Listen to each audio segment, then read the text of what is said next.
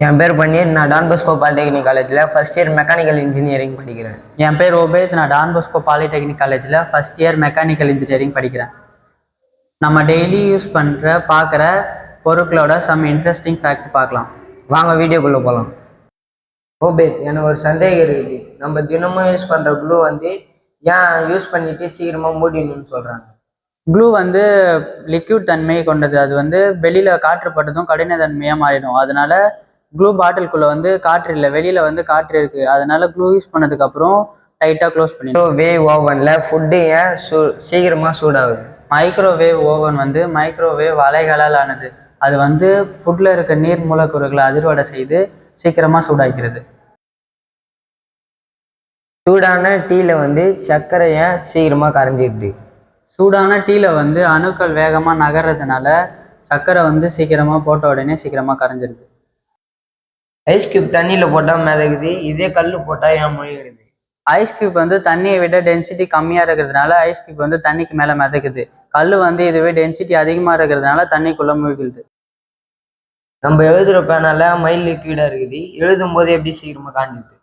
அது பேப்பரில் இருக்க போரஸ் துளை மூலமாக இங்கு வேகமாக உறிஞ்சப்படுறதுனால இங்கு சீக்கிரமாக காஞ்சிருது. ஆமாம் ஓபேத்த, ஃப்ரிட்ஜு ஓரத்தில் ஏன் ரப்பரில் போட்டிருக்காங்க? ரப்பர் காற்று புகாத தன்மை கொண்டது. அது ஃப்ரிட்ஜுக்குள்ளே இருக்க கூலிங்கை வெளியேறாமல் பார்த்துக்கும்.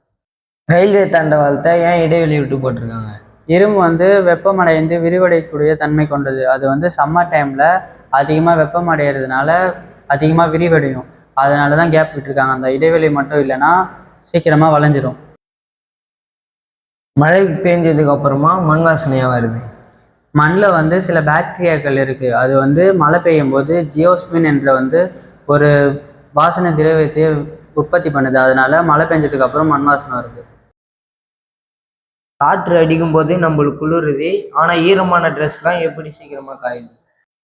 காற்று அடிக்கும்போது துணியில் இருக்க ஈரம் சீக்கிரமாக காயுது, சீக்கிரமாக எவாப்ரேட் ஆகிடுது. காற்று வேகமாக அடிக்கும் போது சீக்கிரமாக காஞ்சிடும், காற்று மெதுவாக அடிக்கும் போது மெதுவாக காயும். மின்கம்பிகள் மேலே ஏன் பிளாஸ்டிக்கில் போட்டிருக்காங்க? பிளாஸ்டிக் மின்சாரம் கடத்தாத பொருள். அது மின்சாரம் நம்மளை தாக்காமல் பாதுகாக்கிறதுக்காக போடப்பட்டிருக்கு. குக்கரில் உணவு சீக்கிரமாக வெந்துடுறது இல்லாமல் ஏன் விசில் சத்தம் கேட்குது? ப்ரெஷர் குக்கரில் அழுத்தம் அதிகரிக்கிறதுனால தண்ணீரோட பாயிலிங் டெம்பரேச்சர் சீக்கிரமாக ரீச் ஆகிடுது. அதனால அதுக்குள்ளே இருக்க உணவை சீக்கிரமாகவே வெந்துடும். அது மட்டும் இல்லாமல் ஏன் விசில் சவுண்ட் வருதுன்னா அதுக்குள்ளே இருக்க ப்ரெஷர் அந்த விசில் வழியில் வெளியேறதுனால நம்மளுக்கு விசில் சவுண்ட் கேட்குது. Thanks for watching.